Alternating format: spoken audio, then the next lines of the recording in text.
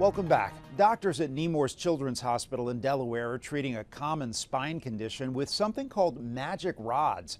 For one little girl with scoliosis, the rods are making a big difference. Stephanie Stahl has more.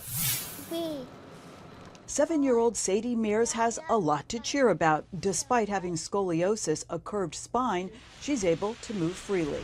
Every single time she performed, I cried because it was just so great to see her so happy and able to kind of do whatever she wanted to do. Sadie's spine is being treated with a technology called magnetic expansion control, or magic rods. They are magic in some sense because you can lengthen without surgery. Dr. Sukin Shah with Nemours Children's Hospital says after the rods are surgically implanted, they can be slowly expanded with internal and external magnets. So Sadie comes into the office every 4 months, 3 times a year.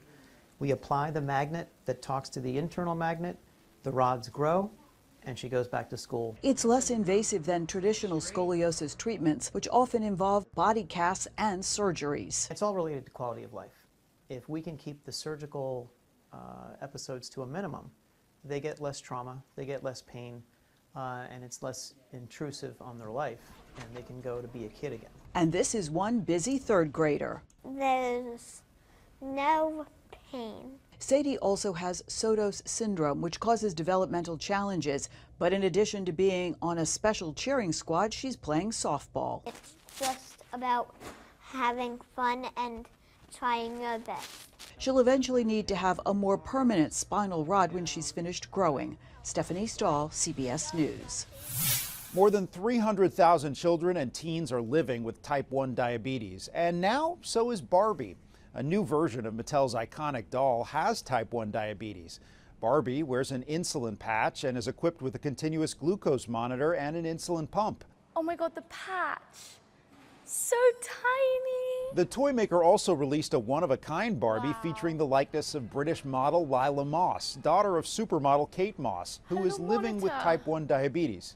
I think to have a Barbie doll that looks like me with type 1 diabetes is completely surreal and so amazing that there's now a new type 1 diabetes mainline Barbie doll that people can buy and feel reflected by, and children can play with and see themselves represented in such a iconic Barbie doll. The type 1 diabetes Barbie is part of Mattel's campaign to promote inclusion. Moss hopes the new doll helps people with the disease feel better about their treatment. But I think it's really important to embrace this technology, especially because it makes living with diabetes so much easier and more practical. And I think it's so important to embrace these patches and having them and not hiding them or being insecure about them. And I think it's really cool to have them. Over the past 2 years, the company has introduced a blind Barbie doll and a Barbie with Down syndrome. When a sheriff's department in Florida decided to start a therapy dog training program, they needed a helping hand and found that solution was closer than they imagined. Christian Benavides reports on how inmates are helping sheriff's officers fulfill their mission. When Nick Barbera retired from the Palm Beach County Sheriff's Office after 35 years, many of them with the K-9 unit, he didn't imagine he'd be back on duty a year later. Hey, we could really use you, Nick. And I took a deep breath and I said, all right, let me see how this goes. And they brought me back part-time, and I love it, man. I'm gonna miss you so much. In 2023, he helped start a therapy dog program at the county jail. Sherrod Wright helps train the dogs. Good job, buddy, good job. And he's currently incarcerated.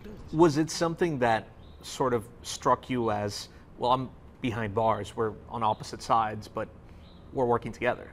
You don't know what to think until you get out here. And just the way they was treating me like a person, no, not like a criminal. Wright was sentenced to 5 years in connection to a fraud case. Behind bars, he's had no disciplinary record and has stayed out of trouble. Wright and others who are incarcerated learn to handle the dogs, feed and bathe them, while also assisting in their training, working alongside sheriff's officers. Make sure you got the food. Teaching commands, preparing the dogs for field work, Fit. all the way to certification and graduation, skills they can use once they're released. It's a new lease on life for the dogs as well. Buster was taken in by Big Dog Ranch Rescue. It's the largest no-kill shelter in the country.